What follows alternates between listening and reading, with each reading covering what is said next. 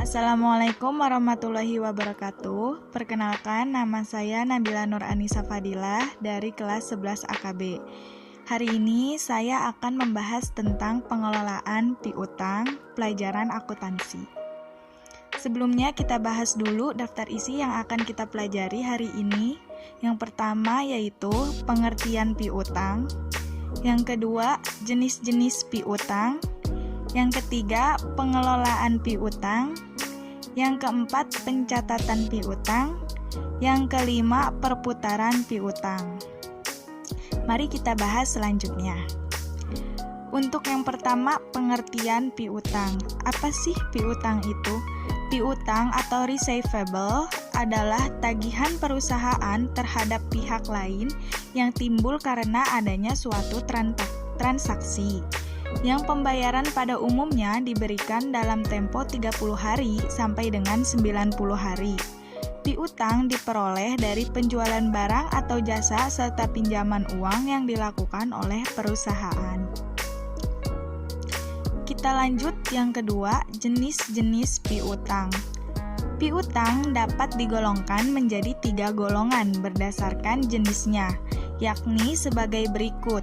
Yang pertama, piutang usaha. Piutang usaha adalah sejumlah pembelian kredit dari pelanggan. Piutang ini biasanya diperkirakan akan tertagih dalam waktu 30-60 hari. Secara umum, jenis piutang ini merupakan piutang terbesar yang dimiliki perusahaan. Kemudian faktor-faktor yang mempengaruhi piutang usaha antara lain sebagai berikut. Yang A, volume penjualan kredit. Yang B, syarat pembayaran penjualan kredit. Yang C, ketentuan tentang pembatasan kredit. Yang D, kebijakan dalam penagihan piutang.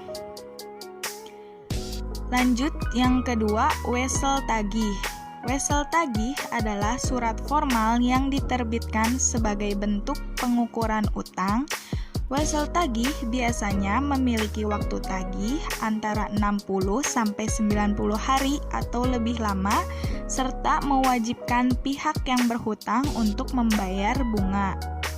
Piutang wesel merupakan piutang yang diterbitkan oleh janji tertulis formal untuk membayar sejumlah uang tertentu pada tanggal tertentu. Yang ketiga, piutang lain-lain. Piutang lain-lain adalah mencakup selain piutang dagang, yakni piutang bunga, piutang gaji, uang muka karyawan, dan restitusi pajak. Secara umum bukan berasal dari kegiatan operasional perusahaan. Lanjut kita yang ketiga yaitu pengelolaan piutang. Yang harus diperhatikan oleh pemimpin perusahaan berkaitan dengan piutang adalah memastikan piutang tersebut tertagih pada saat jatuh tempo. Dalam pelaksanaan pengelolaan piutang, perlu adanya suatu kebijakan pengelolaan piutang yang meliputi pengambilan keputusan-keputusan sebagai berikut. Yang pertama, standar kredit. Standar kredit adalah kualitas minimal kelayakan kredit seorang pemohon kredit yang dapat diterima oleh perusahaan. Yang kedua, syarat kredit. Suatu syarat kredit merupakan adanya periode di mana kredit diberikan dan potongan tunai untuk pembayaran yang lebih awal. Faktor yang mempengaruhi syarat kredit adalah A. Sifat ekonomik produk. B. Kondisi penjual. C. Kondisi pembeli. D. Periode kredit. E. Potongan tunai. F. Tingkat bunga bebas resiko.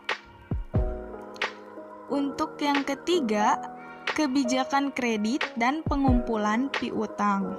Kebijakan kredit dan pengumpulan piutang mencakup beberapa keputusan yaitu A. Kualitas jumlah yang diterima.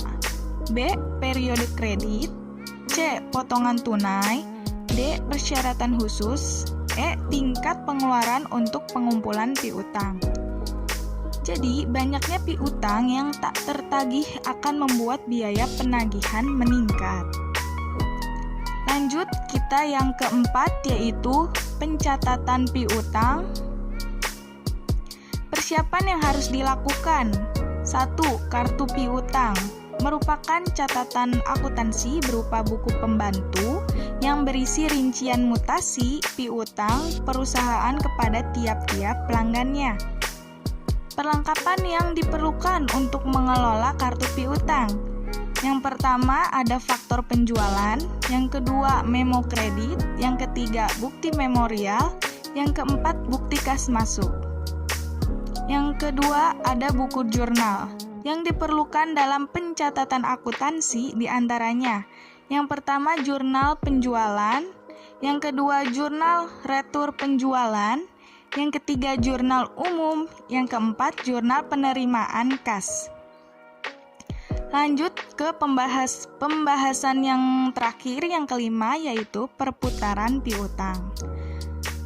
Menurut DRS Munawir, perputaran piutang mengatakan bahwa posisi piutang dan taksiran waktu pengumpulannya dapat dinilai dengan menghitung tingkat perputaran piutang, yaitu dengan membagi total penjualan kredit neto dengan piutang rata-rata. Menurut Warren Revie, perputaran piutang adalah usaha untuk mengukur seberapa sering piutang usaha berubah menjadi kas dalam setahun. Dari dua pendapat di atas, maka dapat disimpulkan bahwa perputaran piutang itu ditentukan dua faktor utama, yaitu penjualan kredit dan rata-rata piutang. Sekian pembahasan dari saya tentang pengelolaan piutang. Semoga bermanfaat dan mudah dipahami. Wassalamualaikum warahmatullahi wabarakatuh.